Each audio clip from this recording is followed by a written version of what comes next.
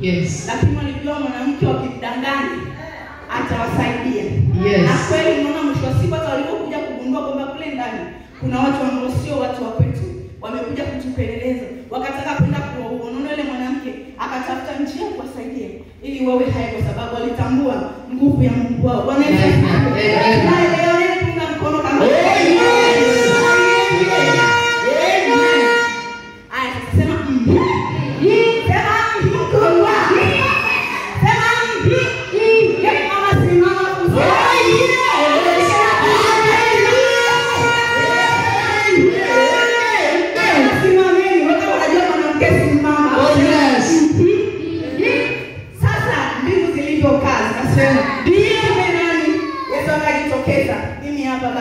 mitume nani nitakwenda.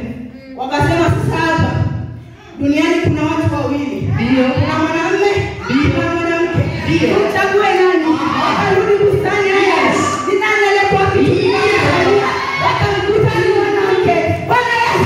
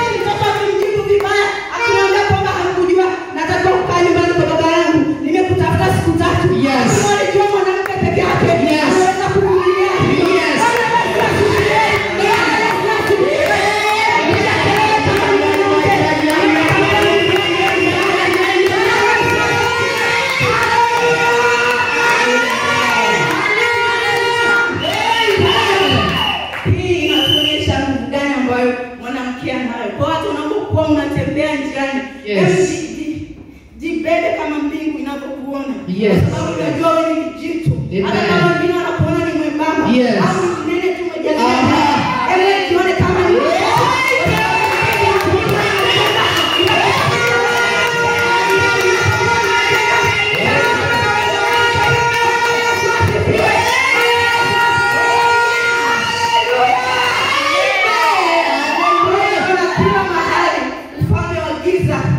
ulipokuwa na ajenda zake.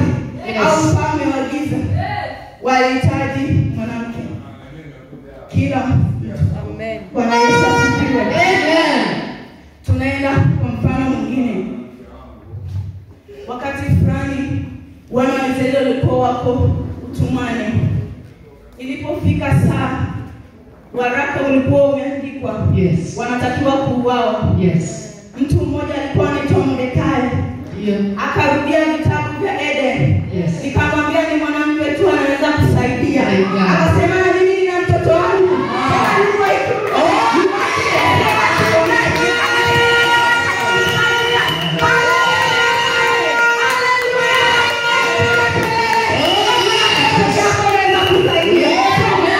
Kwa sababu pale ikulu kulikuwa kuna Wayahudi ambao ni wa kiume. Yes. Lakini Mordekai akasema hao watafeli kwanza watakamatwa. Yes. Lakini nikimpeleka binti yangu ambaye ni Esther ataweza kujikusha.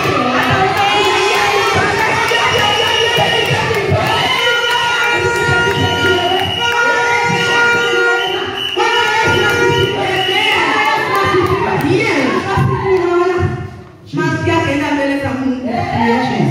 Kwanza mfalme tu alipomuona akasema wow. Hapa ni sio mfalme na kufa.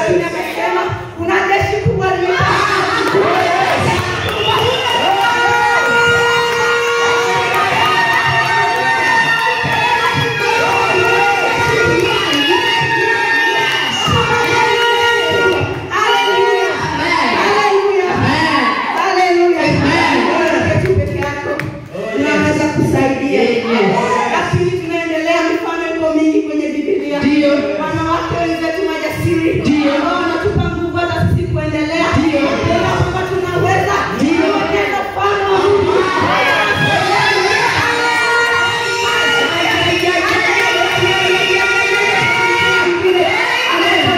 Kwenye Biblia. Ndio. Alikuwa ni tajiri, alikuwa na mke mzuri. Yes. Lakini huyu siku moja alijichanganya. Akaingia kwenye 18 za Mfalme Daudi. Mfalme Daudi akamsaidia. Yes. Alafu akaenda kuomba chakula kwake. Labani akamtukana. Yes. Mfalme Daudi akasema mimi nilipigana na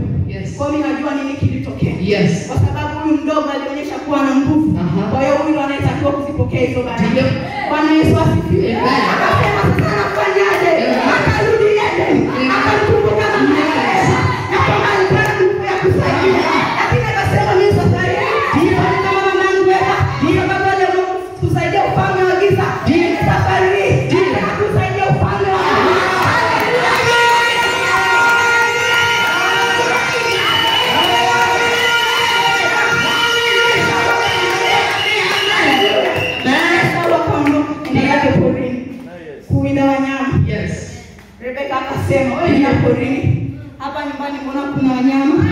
Kwanza mimi baba yako nilikuta naye. Mimi ndo nilikuwa nampikia miaka yote. Unajua? Anapenda nini? Hapendi nini? Anapenda nini?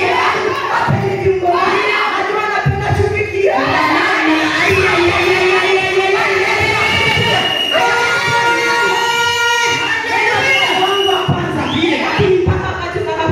Yes. Utakuwa umechelewa sana. Mama kaingia zizini. Akamwambia kijana njoo hapa. Ambaye uko kila siku na mimi. Hata unanisaidia kuosha vyombo. Unanisaidia kudeki nyumba. Unanisaidia kuchota maji. Usihangaike. Mwingine anashinda kule. Kwangu zangu. Niangalie chakula. Lakini njoo wewe mwanangu. Yes. Baba akikubariki. Nami nitakubariki. Nami nikufu. Nitakupa kesho yako.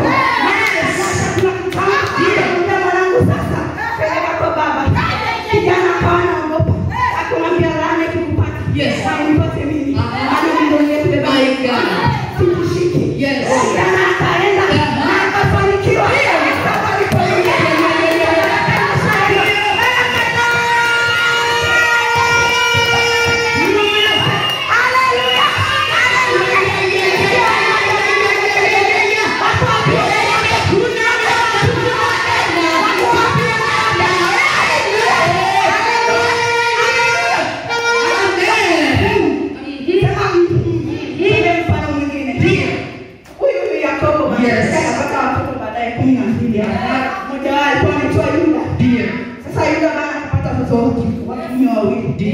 Wakamzingua Mungu kwa sababu hakutaka kuzaa sijui.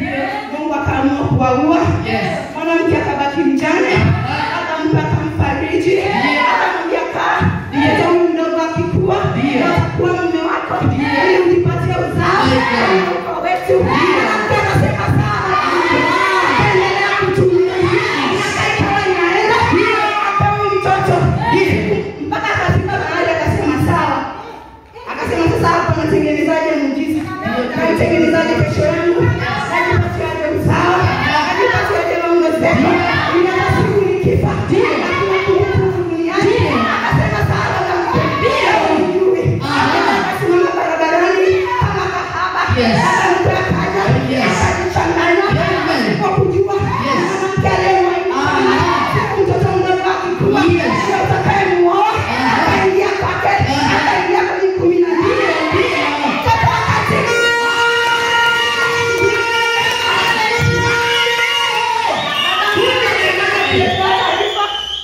Mwali wako ana mimba. Akasema na uwawe. Mwali akasema kweli baba. Na uwawaje? Wewe umijui. Mama yangu Eva. Mfano nilitoa kule kwamba ninayo nguvu ya kutengeneza. Nguvu ya kusaidia. Nguvu ya kuumba. Nguvu ya maongezeko. Akamwambia tangu hivi vitu ni nani?